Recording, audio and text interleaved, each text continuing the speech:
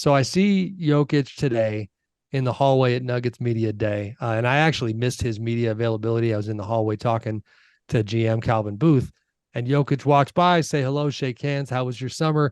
The only, exclusive athletic quote today from Nikola Jokic was, too short, brother. Summer was too short. Uh, the Nuggets, though, I do want to unpack them a little bit because today was super interesting, just getting a pulse on them.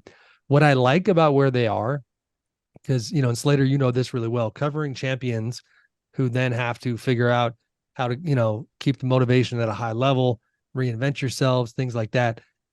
They've got a couple things going for them this year that I think are worth monitoring. They during the summer, they stay out of anything free agency wise in terms of, kind of vets to come in and replace Bruce Brown, who went to Indiana. They are very, very, very high on the draft picks. Christian Brown is a guy that they absolutely see continuing to get better. So they're building in-house. That is their way of kind of fighting back against the new CBA rules and trying to keep, the cost of this thing in a manageable place. But in terms of the high-profile guys, Jamal Murray is a guy that I think it's going to be fun to see what kind of year he has. And like always with all these guys, health permitting, and I hope he stays healthy. He last year, was so fantastic down the stretch of that championship run. But if you remember, you go back to early regular season, he got off to a very slow start. So still has not been an all-star, never been all NBA. That is something that Nuggets coach Michael Malone today chose to highlight as a, clearly a bulletin board material type of thing, where he challenged Jamal to become one of those elite players who does it from beginning to end. Now, intelligently or wisely, I guess, Malone started by saying that the 20-game stretch that Jamal had in the playoffs still is not appreciated enough. And he even said, I know everybody says Nikola Jokic, best player in the world, and he is, but Jamal was special. And that's the truth. He was fantastic. But now he wants to see him do it from beginning to end. Now that matters beyond the obvious because Jamal is not expected to show any interest in an extension with the Nuggets this summer. It makes a lot more sense, monetarily to do it next summer, especially if he can get an All-NBA spot and become a Supermax extension guy. For Jamal, an incredibly important piece. That's big-time motivation. Guys like Brown who are now going to be given more responsibility. Jokic looked good, but we've seen who he is, and I think that's going to continue. Obviously don't sleep on the champs. They're going to be pretty damn good. Yeah.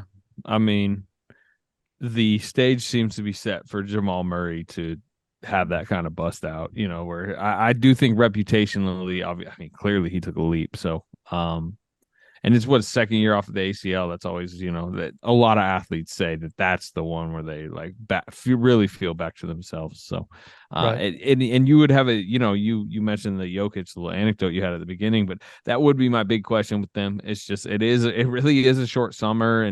And when you're just suddenly back at ground zero of a season and it's game 13 and it's game, 24 and it's dead of winter and and you just kind of want the taste of the playoffs again. Like, how are you going to take the regular season? Because I've covered defending champs that it just becomes such a slog the year after. I mean, I just covered a season, right? The Warriors were defending champs last year. That was a slog of a season. Well, and before Fred, you jump into that point, Slater, this was interesting. Malone made a passing comment, but it was an insightful one about how he chose during the summer because it was so short to, in his words, not be a helicopter parent, meaning that he didn't want to bug his guys very much. He didn't reach out to Jokic, didn't keep any kind of consistent communication, and in fact, kind of quipped that they would find out during day one of training camp in San Diego on Tuesday if anybody had actually been working. And I don't really think he was kidding. I don't know that they kept tabs on their guys because of, the shortness of the summer. And by the way, they got a little worse, right? I mean, like, I think we all probably view them as the West favorites going into the season, but you lose Jeff Green, lose Bruce Brown. Like, they brought Reggie Jackson back at a number that surprised some people. Yeah. Lost. Yeah. Like, they're just like, it's marginally worse, but it's probably a little bit. Well, and that's where the draft pick stuff is going to be fascinating because that is their vision for eventually filling that production, even if it takes a while to get there, because you're talking about pretty inexperienced players. Fred, how do you see that group? I mean, I see them as the best team in the Western Conference right now. It's hard to see them anywhere else. They were the best team wire to wire last year, and they had such a dominant postseason run. They have the best player in the world, probably. So, yeah, I don't disagree with anything you guys said. But I think the West will be a little more competitive this year, if only because, like, I think the Lakers were going to see it for the full year, right? And like Phoenix is a Let different the sort record of show animal. you dropped Lakers first. Look at that, buddy. You talked That's Lakers. I true. didn't say one thing about the Lakers. Here you come. That's true. That's a good point. That's fair. But yeah, I think the West will be more competitive this year too. Like I think Dallas is going to be a more competitive team, and we'll see that better. But it's like, who are you possibly going to pick over Denver in the West right now?